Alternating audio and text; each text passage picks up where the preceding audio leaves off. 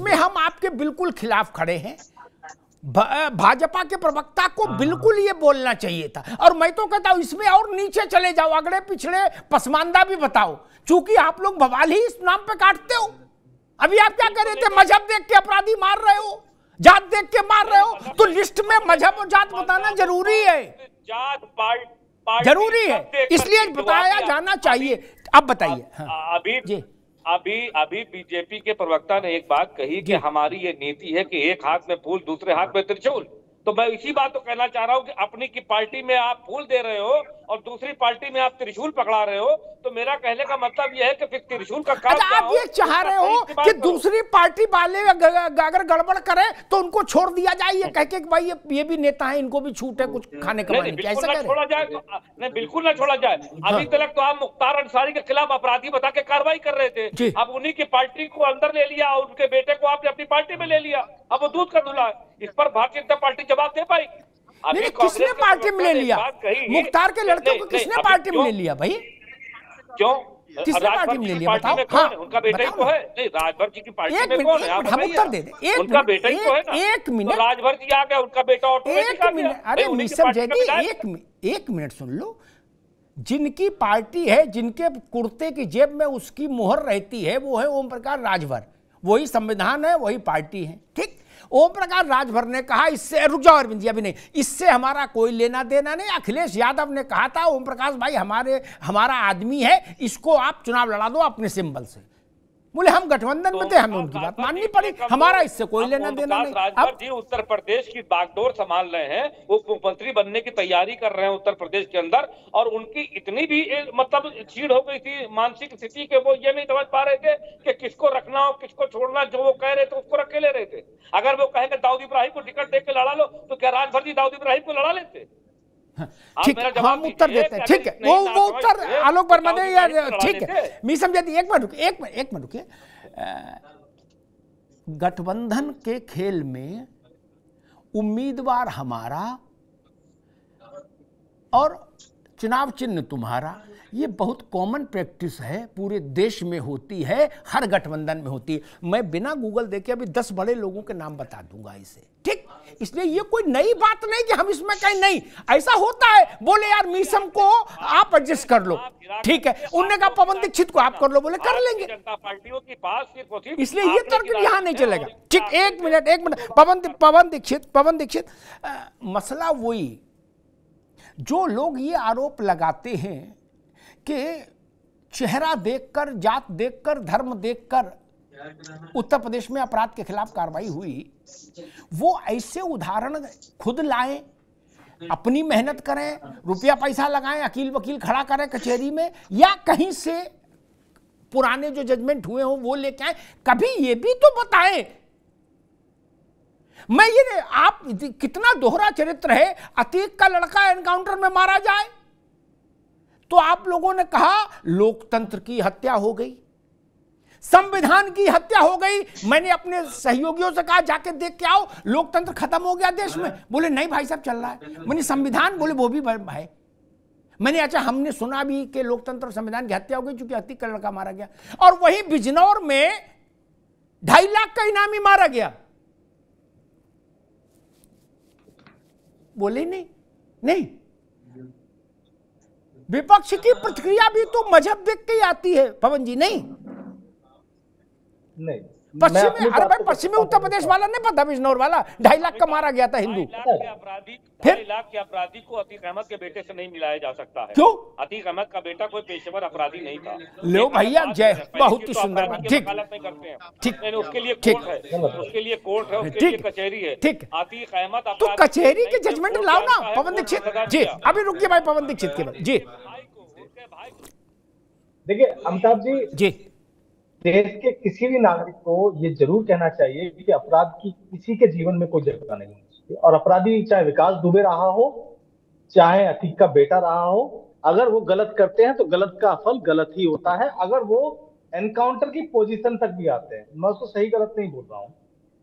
Main चीजें हैं कि आप अगर अतीक अहमद के मर्डर को आप अपनी शाबाशी देते हैं तो गलत है। आपने वहां पर भी माफिया पैदा कर दिया। अगर आप मुन्ना बजरंगी के जेल में मर्डर को कहते हैं कि हमने अच्छा कर दिया, तो आप गलत करते हैं। चीजें यहां सोचनी पड़ेगी। कोई मतलब नहीं है, कोई भी अपराधी होगा उसकी सजा या तो सजाए मौत है, जेल है, जो भी है। जो हत्याएं हुई हैं उनका क्रेडिट कोई नहीं लेता। हत्या क्रेडिट कौन लेता? कोई नहीं। मैं वही बोल रहा हूं, कठोरतम से कठोरतम अपराध। अतीक और अशरफ की हत्या हुई, जिन लोगों ने हत्या की वो जेल में न्यायिक प्रक्रिया के अधीन है, अदालत के सामने। अदालत निर्णय देगी। एक बात बताइए अमिताभ जी देखिए, मैं डिफर करूंगा इस बात से जी। कितने महीने हो गए अतीक की हत्या को, और अभी तक क्या चार्जशीट दी है? मीडिया तो सूत्र बहुत है मीडिया, बस अभी तक कुछ पता लग पाया कि उन लड़कों के पीछे कौन था? इंग्लिश पिस्टल, बैलेट की पिस्टल, 7.5 लाख की पिस्टल आती है, होटल में वो रह रहे थे, उनके घर में छत नहीं थी। सर बहुत सारी चीजें हैं, बट ये डिस्कशन का नहीं है। और आज मुकदमा चल रहा है ना पवन जी, आप तो वकील हो, मुकदमा में ये सब चीजें नहीं आएंगी क्या? नहीं आएंगी ना। मैं दूसरी बात बोल रहा हूँ। अतीक अहमद कितने सालों बाद अतीक अहमद को सजाएं हुई? अतीक अहमद पर पूरी जिंदगी कोई सजा नहीं हुई, लेकिन सबको पता था ना अतीक अहमद अपराधी है या माफिया है। तो हम सिर्फ कोर्ट के चीजों पे, कि कोर्ट की अगर तो कितने अपराधी है? स्वयं अतीक अहमद तक कितने केसों में सजा हुई अतीक अहमद को? 30-40 साल करियर में। लेकिन एक और बात अमिताभ जी मैं आपको बताऊं, आज इकोनॉमिक टाइम का मैं पढ़ रहा था गूगल पे, आज भी टॉप 10 में नंबर 1 यूपी ही है क्राइम में। ठीक, इकोनॉमिक्स ठीक पवन जी, एक मिनट रुकिए। अतीक को सजा नहीं हुई, पवन ने बहुत अच्छी बात उठाई। उत्तर प्रदेश में कांग्रेस, सपा, बसपा की सरकारें रहीं जब अतीक परवान चढ़ा। अतीक का अपराध का साम्राज्य, क्या उसने इतना आतंक पैदा कर दिया? सांसद खुद, भाई विधायक, चपरासी का काम कलेक्टर कर रहा और खानसामे का कर रहा कप्तान। गलत कहो मैं नाम ले दूंगा क्या? अतीक के टेलीफोन से एक पार्टी में जहाज मिल गया, बोले भाई इनको जहाज दो। उस पार्टी से अतीक का कोई लेना देना नहीं, बोले इनको जाना है, इनको जहाज दो, वो दे दिया। मैं नाम नहीं ले रहा। जो बड़े चेहरे हैं, जो सुर्खरू लोग हैं, क्या वो अतीक के लिए भरे मुशायरे में ये नहीं कहते थे पवन बाबू कि मेरी जान कुर्बान है अतीक भाई पे? क्या ये आफताब हैं, ये जिल्ले इलाही है, मां बदौलत है? नहीं कहते थे। किस लालच में कहते थे? वो भी कुत्ता साथ मिलाने के चक्कर में थे।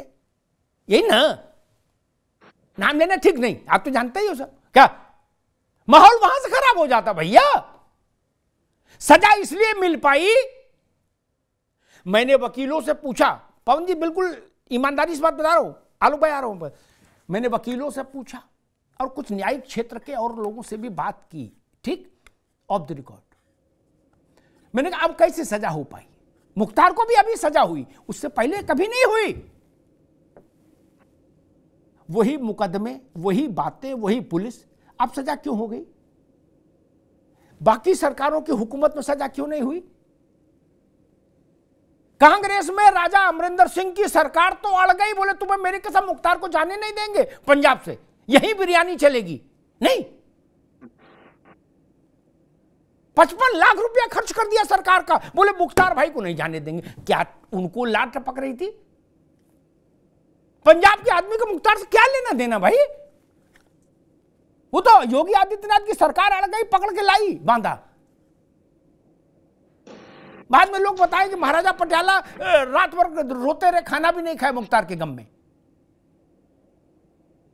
ये चीजें हैं, ये चीजें चुभती हैं।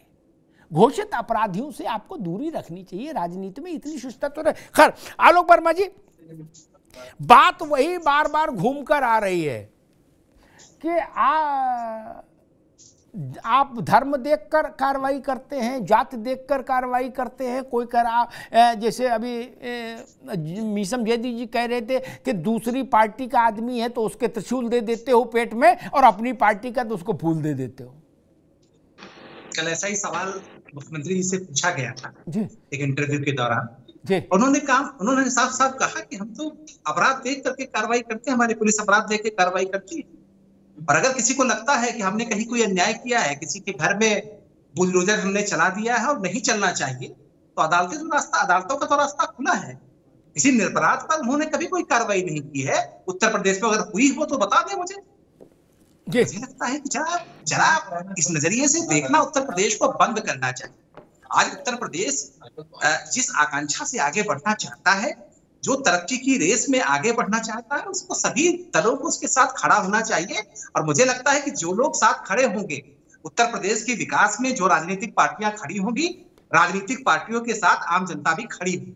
और अगर नहीं खड़े होते तो वही हाल होगा जो लगातार उत्तर प्रदेश में हो रहा है।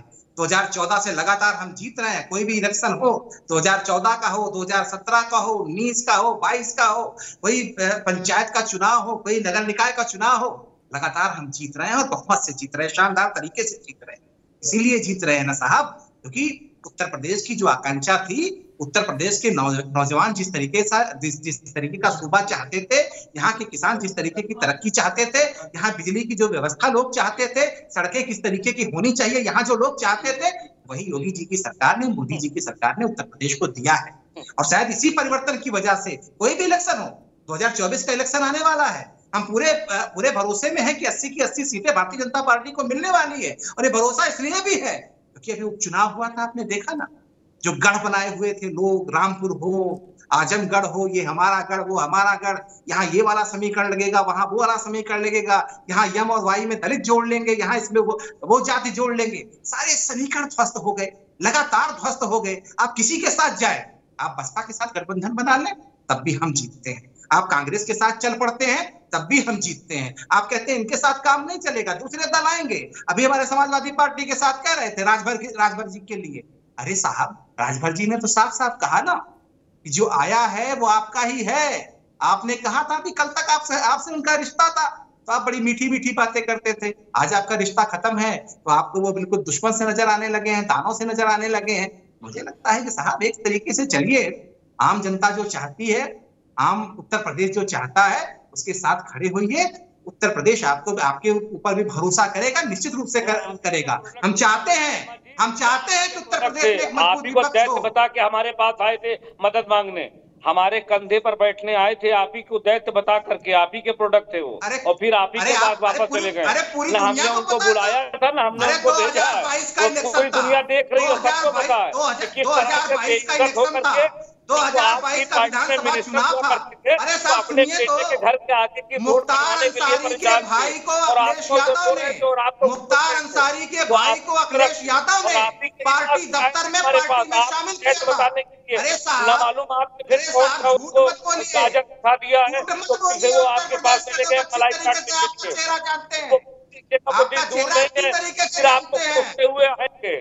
आपके पास आपका आप 2022 में समाजवादी पार्टी के दफ्तर में अखिलेश यादव ने मुख्तार अंसारी के भाई को पार्टी में शामिल किया था या नहीं किया था? खत्म हो जाएगा आपके ऊपर। अरे मुख्तार अंसारी और अहमद का नाम ले लेकर के जो आप बना उत्तर प्रदेश को, उससे काम करने वाला नहीं है। पहले आप एक वकील की और पुलिस के हमारे नौजवानों के इलाहाबाद में हत्या कराते, और हत्या कराने के बाद आप जो है वो अतीक अहमद का घर परिवार नरसंहार करते हैं। आप दोनों पन्नों पे सवार होते हैं। आप जोर से कहते हैं करो, शासन से बचाओ, आपका काम है जोर से कहते गोली मारो, और उसके बाद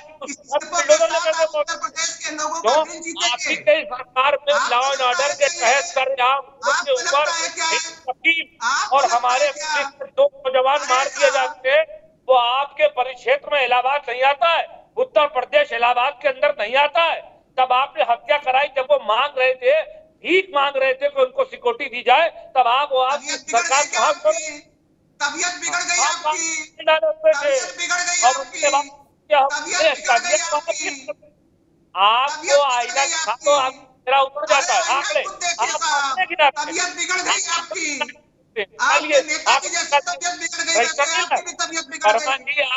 आप लोग रजिस्टर लेके चलाइए और पानी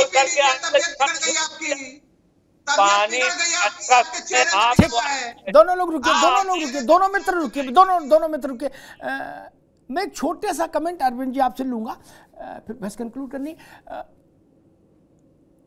ऐसा अपराधी जिसने सैकड़ों अपराध किए हों, जघन्यतम अपराध जिसकी श्रेणी में हो, हजारों करोड़ रुपया जिसने अर्जित किया हो भयादोहन से, भय से, अपराध से, जिसने अपने अपराध की जरिए पैदा की गई ताकत और पैसे के बल पर सरकारों को, राजनेताओं को अपने पाजामे की जेब में रख लिया हो, ऐसा व्यक्ति दुर्घटना का शिकार हो गया, मान लीजिए मारा गया, तो ऐसा तो नहीं कि उत्तर प्रदेश में मर्डर पहली बार हुआ या किसी इलाके में देश के पहली बार मर्डर हुआ। जिनने मर्डर किया वो जेल में है, फिर इतना हाई तौबा क्यों? और अतीक ने जितनों का के साथ नृशंसता की, उस पर आंसू बहाने कोई नहीं आया।